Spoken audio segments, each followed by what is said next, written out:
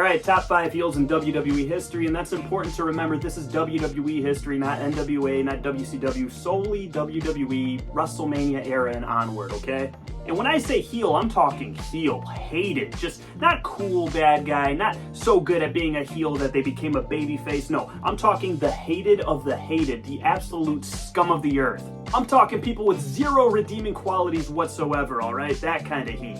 Now stay tuned until the end of the video where undoubtedly I will mention some names that people are going to be typing up in the comments as they don't see their name pop up in my top 5. I understand, I get it. This is just my top 5 list, okay? It's going to vary different from yours. But with that said, let's get right into it, okay? And at number 5, I have John Bradshaw Layfield, JBL, baby. Now for me, it was actually kind of a no-brainer to put JBL on this list. He was the perfect antagonist for so many top babyfaces. He played the bully perfectly. He was so good in that role. And as I touched on earlier, JBL was not a cool heel, alright? People hated JBL, especially all the kids I went to school with. We hated that man. He was a perfect adversary for John Cena to launch his career. Arguably, he made John Cena. He was the perfect bad guy at just the right time at WrestleMania 21 to push John Cena over the edge. He also made Eddie Guerrero as hot of a babyface as I think I've ever seen in WWE history. Their feud was legendary, and John Bradshaw Layfield was just despicable in that. He was Rey Mysterio's sole signature feud when Rey won the World Heavyweight title at WrestleMania 22. JBL and Rey did some great stuff, and that was arguably Rey's only good feud as champion. Even at the end of his career, JBL was still trusted as one of the main event heels during that early HD era of Raw when he had that feud with Shawn Michaels. That was excellent work. You know what I'm talking about when he made Shawn Michaels be like his manservant for a while. And above all else, JBL was a winner. Hate it or love it, he won. What was he, the longest reigning champion in SmackDown history, as he liked to put it so often? He got it done. He wasn't all talk. He held the big gold, and he was a credible threat to really every babyface on the roster. You hated him. So JBL, you're getting your flowers here on the Main Event Minute Man. In at number 5, top heels of all time, John Bradshaw Layfield. In at number 4, and this is already where it starts getting really tough, I have Paul Heyman. The one behind the one in 21-1. The voice of the voice of the voiceless. The wise man. Guilty by association. That term is never more appropriate than to refer to he who associates himself with Paul Heyman. CM Punk was the hottest babyface the WWE had seen in over a decade. Paul Heyman got him heat. Brock Lesnar was a solidified badass, a real athlete, but he was a part-timer and a weak talker. Paul Heyman spoke for him. Paul Heyman got him heat. Roman Reigns, the second he appeared on TV with Paul Heyman, you saw the camera pan to both of them sitting on the couch together. Roman Reigns' career entered a renaissance. From that moment, he became more major than ever, being associated with Paul Heyman. Think back about the last decade of WWE television. Think of all the big major moments. WrestleMania main events, Paul Heyman is involved in damn near all of them. And talk about credibility, he's holding the WWE Championship in most of those moments. And yes, people respect Paul Heyman, but they don't cheer for Paul Heyman, except for when he's getting his flowers outside of kayfabe at the WWE Hall of Fame. But believe me, there are few louder boos than when you're expecting the champion and you hear "ladies and gentlemen" in place of the champion's music. Oh man, that is heat every single time. And because Paul is not a former wrestler, when he finally does get his comeuppings, which is very rare, mind you, it is always magic. Paul Heyman gets it. He's been such a great heel in every capacity in the WWE. As a commentator, he was brilliant. As a manager, he's brilliant. As a general manager on TV, man, he was disgusting. And I think he's got a long ways to go too. We got more opportunities to hate Paul Heyman because his loyalties don't really lie to the one who's in charge, right? His loyalties lie to the WWE Championship. So stay tuned for more Paul Heyman hatred. Top 5, number 4, Paul Heyman easily. In at number 3, Triple H. I mean, some of this reasoning is a layup, right? Behind the scenes stuff, but it was also played out on TV, you know, marry the boss's daughter, all of that, be a little corporate shill. But there's also just the reality that he was the main antagonist for 2 of the top baby faces during WWE's hottest era ever, the Attitude Era, Stone Cold Steve Austin and The Rock. Perhaps the biggest testament to that is the night after WrestleMania 17, Stone Cold Steve Austin, to get him even more heel heat, aligned himself with Triple H. Then you got the Reign of Terror, right? From late 2002 to 2005, Triple H, the World Heavyweight Champion, just taking that shovel and burying superstar after superstar, right? Or so that was the perception, at least. So credibility, Triple H has it in spades, right? 10-time world champion, at least back then. But here's the real kicker. Triple H, never won clean, ever. He found a way to manipulate the rules in every single feud he was in during that period. I don't think there was a hotter heel ever in terms of just pure in-ring wrestling. Triple H has been the signature feud for a lot of guys in WWE. I think for Mick Foley, for Batista, absolutely. His mid-card feuds with The Rock were phenomenal. His blood feuds with Stone Cold Steve Austin were awesome. Of course, you can't talk blood feuds and Triple H without talking about Shawn Michaels. And Triple H is one of those guys to me that just never ever clicked as a babyface. You know, in 2008, 2009, when he was associating with Shawn Michaels and reviving DX again, I just could not get behind him as a babyface. It didn't work. He did too many dastardly things. I could never forget them. So Triple H absolutely is on this list. He's a surefire on anybody's list. I don't think anyone who's watching this would debate that. Number 2.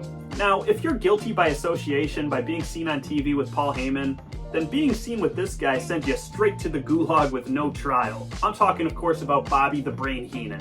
The man managed all of the top heels in the 80s, alright? I'm talking Andre, Mr. Perfect, Ric Flair when he made that brief run in 92, Rick Rude, Lex Luger, King Kong Bundy, just to name a few. There are many more. He was Hulk Hogan, the golden era's golden boy. Biggest rival, right? The Heenan family. Bobby Heenan was behind all of it. The best part? The Brain could get physical, and he took his comeuppings masterfully. When you look back at footage of the WWE's greatest, most epic moments, you'll see Bobby the Brain Heenan in the background for most of them. And I'm not just talking about coming down to the ring and managing a guy. I'm not just talking about getting hands put on him for being such a weaselly little heel. He was also my favorite heel commentator of all time. The guy's brain just works so fast, as advertised, Bobby the Brain Heenan, obviously. But man, after months and months of torture, when the babyface finally got his hands on Heenan, that was the big blow-off. It wasn't the match, it wasn't the 1, 2, 3 for Hogan, it was the fact that Hogan finally got to put hands on Bobby the Brain Heenan, who had been ducking him all that time. That was the culmination of many of their feuds. So Bobby the Brain Heenan, absolutely number 2 on the top 5 heels of all time. Ain't that numero uno, and you had to know this was coming, right? Everybody in the world, before you even clicked on this video, knew who was going to be number 1. At least I hope you did. The one, the only, the incomparable Vincent Kennedy McMahon. Obvious choice, right? Had Vince McMahon not appeared on camera as the boss, took accountability for screwing Bret Hart, and officially turned heel on camera, maybe WCW is still around. Maybe WWE isn't around. But without question, the course of wrestling history would be vastly different than what it is today. Vince McMahon was the ultimate bad guy, just the pure fact that he was the boss. He was calling the shots. It just so happened that Vince McMahon, the human, was just as vile as the character he was portraying. So it was very seamless for him to play that heel that you just wanted to punch in the mouth. I talked earlier about JBL being the perfect antagonist at the right time for John Cena. I don't think there's ever been a more perfect antagonist at the more perfect time than Vince McMahon for Stone Cold Steve Austin. That feud not only changed the Monday Night Ratings war in WWE's favor forever, but it also just changed the course of wrestling as we know it today. Vince McMahon was as despicable as they come. He was slimy, sleazy, the way he manipulated both men and women.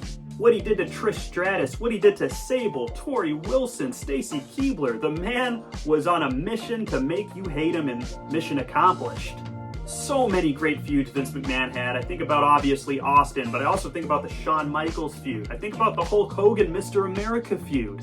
When DX had that reunion in 2006, Vince McMahon was their main antagonist. That's what made it really work.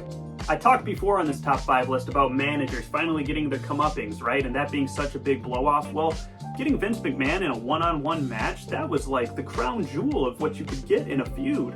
And Vince McMahon took those whoopings so well. Think about St. Valentine's Day Massacre. Think about the street fight with Shawn Michaels. Think about WrestleMania 19 with Hogan. Shoot, even think about the Bret Hart match. There was not a single butt in a seat that was cheering for Vince McMahon throughout an entire tenure of his heel run, which was, 97 to 2020?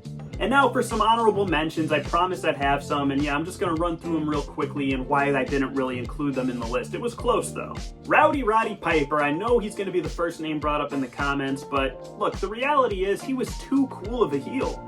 Yes, he's a part of some epic moments, smashing the coconut over Jimmy Snuka's head, the first WrestleMania main event for crying out loud. But to me, his credibility kind of took a hit because, one, he never won, and yeah, WWE was definitely more of a babyface territory at the time, but the man never had a world title run, which is very unfortunate, but I kind of had to hold it against him on this list. And I touched on it earlier before, but the Nature Boy Ric Flair, when he came to the WWE in '92, it was very brief, and yeah, he had Perfect with him, he had Bobby the Brain, and he was a great heel, don't get me wrong, but the run was just too brief. And when he came back later on in '02 and had that run with Evolution and whatnot, it just wasn't the same. He wasn't booked as that main event player, obviously, anymore. The $1 Million Man, Ted DiBiase, I wanted to put him in the top 5, but I held against him the same things I held against Piper. He just never held the big gold. He did buy it off of Andre, but he didn't have enough of those signature main event feuds, main event moments to warrant putting him in the top 5. Very close though, maybe number 6.